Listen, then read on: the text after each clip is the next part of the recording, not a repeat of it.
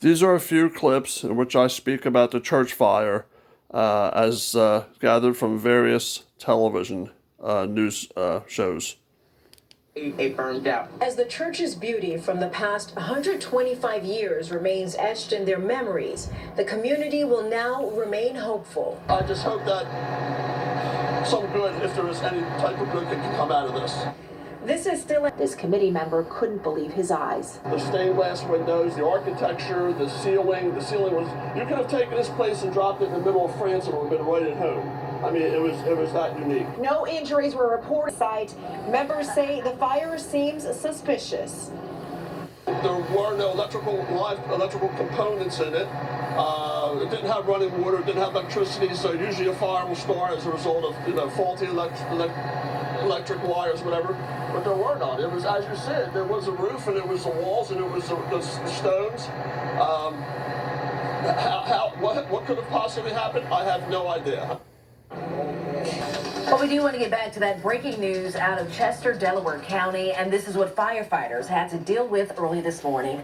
A fire destroyed a former church. And let's get straight over now to our Kyrie Stewart. He has been at the live at the scene throughout the morning for us, giving us updates on this fire. So where are we now, Kyrie?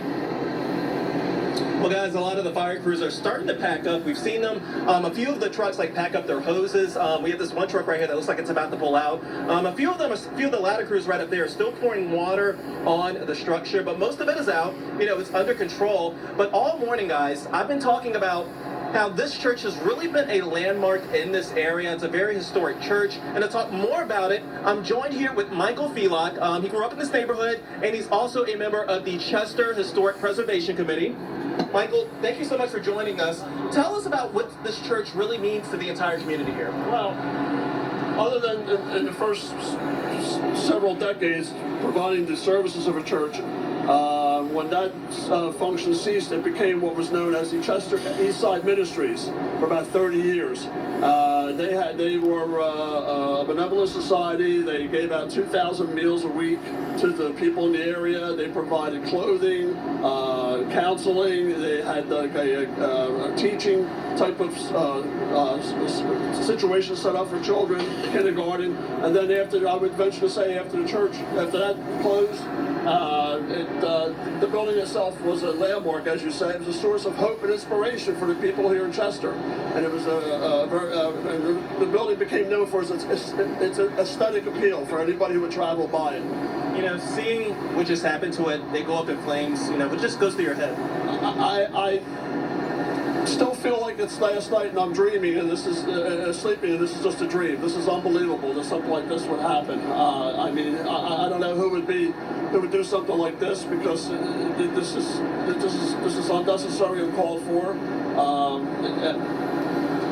It's surreal. It's surreal. It's unbelievable. I'm looking at it, and like I said, I feel as if that I didn't wake up yet, and this is just a dream to me. And the other members of the group, I'm sure, feel the same way. Well, Michael, thank you so much. It's really sad to see this happen. I really feel for you. I really appreciate your time. Guys, we're going to stay out here. We're going to be bringing you updates through. Here's that committee member. Take a listen.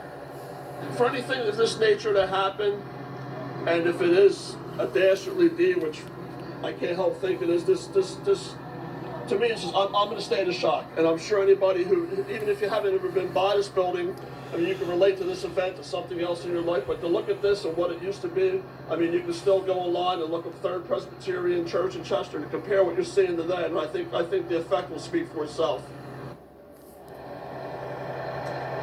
So if you look here now, Delaware County Emergency Management has their drone up, so that's part of this.